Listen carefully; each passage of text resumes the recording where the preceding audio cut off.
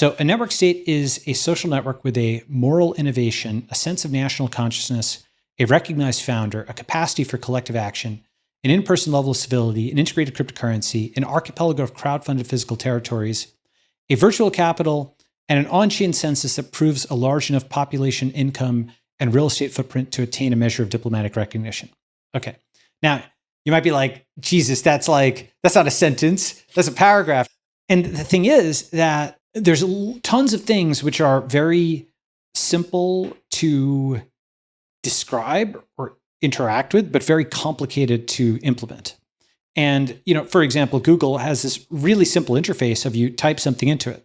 But to implement Google is actually quite difficult.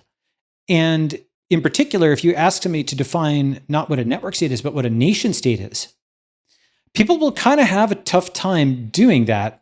They might say, oh, it's kind of like regions on the map or something like that. It's a country, right? But when you want to give like a precise definition that's not like a circular definition, the term nation state, for example, first, nation and state means something different. Nation comes from the root word, same root as like natality. It's like from common birth, Mm-hmm. And so a nation, that's like a group of people with a common culture, like the Japanese people. And they have a Japanese language and Japanese culture, and they're ethnically Japanese, and so on and so forth. And then the state is the system of laws and government that nation sets up to manage its own affairs. And they're as different as, let's say, labor and management in a factory. Mm-hmm. Okay. And the same nation could have very different states on top of it. There's a place like France is aware of this because they have had many different kinds of governments and so on top. But in our day-to-day language, the nation and the state are conflated. For example, you'll hear the term national security or multinational or national as a synonym for federal. As national meaning like the entire, but they're actually conflating things because really a multinational, it's not like it's operating with the Japanese nation and the Catalonian nation and the Kurdish nation and so on. It's multi-jurisdictional. It's operating in this jurisdiction and that jurisdiction and whatnot. It sounds like, so the word underneath has kind of gotten abused. Similarly, like national security, it's really like state security. It's not really the security of the people. They're sort of abusing a term, right? So there's been this drift and this kind of confusion. And the reason for that is that states want to identify themselves with the nation in the same way that, management wants to identify itself as being the same as labor and to not have a division between the two. Now, sometimes that's good and sometimes that's bad. It's good if management is actually aligned with labor and economically aligned and so on. It's bad if management is disaligned and in the stereotypical case of like the evil CEO exec with the golden parachutes, that's a bad case, right?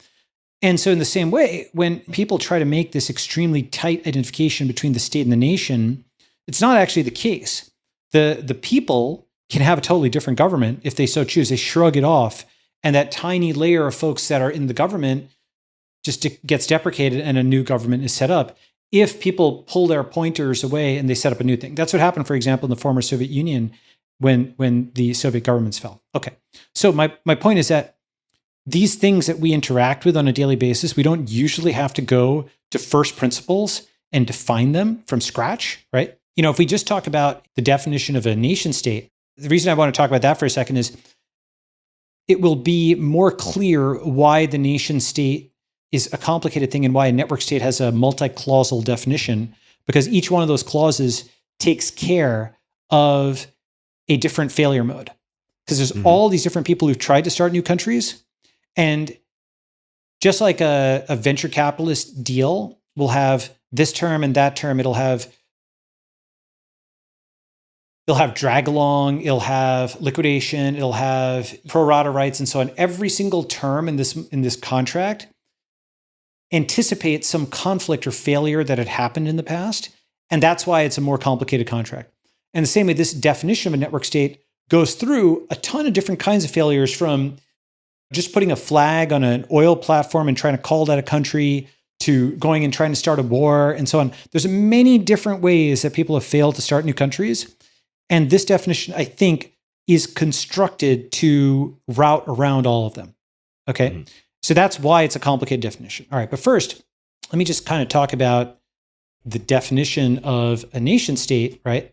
And so first, like the nation itself, we just talked about how that is, this body of people that's united by common descent, history, culture, or language. And the state is the government. But even that question of, okay, fine, but what is a nation? You can actually drill into it. And all of these thinkers, all these famous thinkers, Rousseau and Hegel and Marx and Mill, all these guys that you read about in school and may vaguely remember it, all of them are now actually something that an entrepreneur, someone who's very applied, would have to think about. Why is that? Because if in the 2010s, we started to ask a question that we had never really asked in the 2000s, and that question was, what is a currency? Okay. In the 2020s, we're going to start asking the question, what is a nation?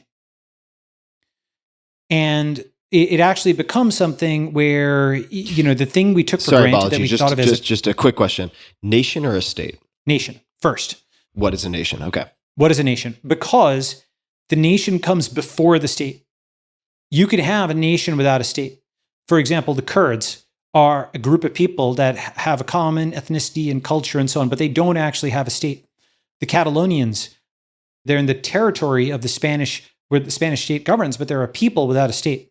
And actually, when you think about this, right, like the United Nations is actually a misnomer. It's more like the selected nations that happen to have their states. Okay? There was actually a guy, the guy who's currently running Kazakhstan, and he's like, we can't endorse the principle of self-determination for every nation because we'd go from 192 in the UN to like 600 nations. 600, because all of these new states would pop up rather, because there's all of these hundreds of nations around the world that do not have their own state. The thing is, when you start seeing it this way, it's a lens on the map that most people just don't think about. You're turning a constant into a variable. And that is, when we talked about earlier about volatility increasing, the biggest way that you can increase volatility is you turn something that you were at total consensus on and 100% of people agreed on into something that only 80 or 70 or 60 or 50% of people agree on. And when you do that, when you take that constant, you turn it into a variable, all kinds of assumptions change. If you're a programmer, for example, the difference between operating and assuming that it's just the United States or just in English versus coding your program to work in every country and every language is an enormous change. It can be done, but it's a significant difference. Concretely, why do I say constants are becoming variables? Well, there are PC examples I can point out, and there's un-PC examples. Let's do both. All right, let's do both. Okay, well, constant, two genders, variable, and genders. Okay, yeah. That's a great example of a constant that became a variable where there was something that was simply an assumption in the 2000s that very much turned into a variable. And literally all kinds of backends and databases had to get rewritten, turning something that was assumed as a constant into a variable. Another example is the US dollar. Like before Bitcoin, no one really thought that was a variable. And now it is. It's a huge variable. It's something that a significant fraction thinks of every day as something that they can swap in or swap out to at some percentage.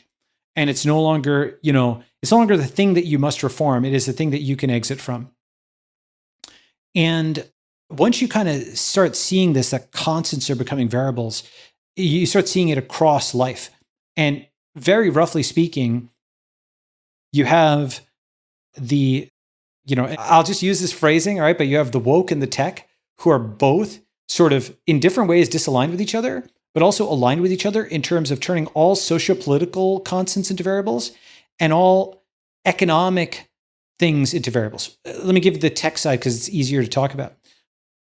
For example, is it in person or is it virtual? Now we have to actually choose, right? When you're reading that book, are you reading that book physically or are you reading the digital copy? Simply the digital version of everything starts introducing combinatorial complexity, right? Oh, you're talking to somebody? Was it on the phone or is it one of these 10 different apps, right? Are you watching the news? Well, it's no longer CBS, ABC, NBC, but it's whatever number of different things, okay? Now, there's a good to that. There's alternatives, there's choice, there's all this type of stuff. Obviously, people have said there's a bad. Oh my God, people are living in their own filter bubbles. Really, they're mad that there's more than one filter bubble. But basically, this is great decentralization, great fragmentation. So all these constants are becoming variables on the economic side, and tech is pushing that. And then on the political side, woke is pushing that. And lots of things that people just sort of took for granted. For example, the police, right? Do you have a society with police? People kind of just thought of that as a constant. And then you have a significant double-digit percentage of the population, less today, but that was actually saying defund the police, right? Abolish the police. And you have an NYT op-ed that says, yes, we really mean defund the police. That's a big variable, right? That's a huge, enormous change. That is what I call in the book, I call that a moral flippening or moral inversion, where something that was good becomes bad or bad becomes good.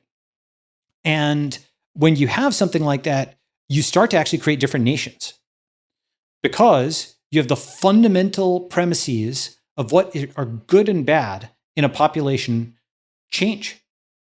And the US is not really a nation state. Arguably, it never was, but it's not really a nation state. At a minimum, it's a binational republic, which has the red and blue nations underneath it. And you can see this. There's graphs, like, for example, there's a CJR article from 2017 that I link, where you can actually see on social media that the red and the blue are literally like different clusters, and it pops out to you. They just literally only link to each other. And one way of looking at this that's really unambiguous is if you look at marriage patterns. People typically will say that they will marry across their race, but you know what? Democrats will only marry Democrats to a higher percentage, and Republicans are tending to only want to marry other Republicans, and that is being growing, right? And the thing is that you iterate that out one generation, and what happens? That becomes ethnicity, right? Ideology becomes biology. If your political party is so important to you that you are not going to marry outside it, then in like one generation, it becomes at a minimum like Protestant Catholic or Sunni Shiite or something like that, Hutu Tutsi, whatever, right? It becomes something that's actually tribal as opposed to ideological. The ideology changes the biology. So these are things where they're extremely deep questions where you just didn't even have to think of them as variables because you were born into a world where they'd been fixed as constants.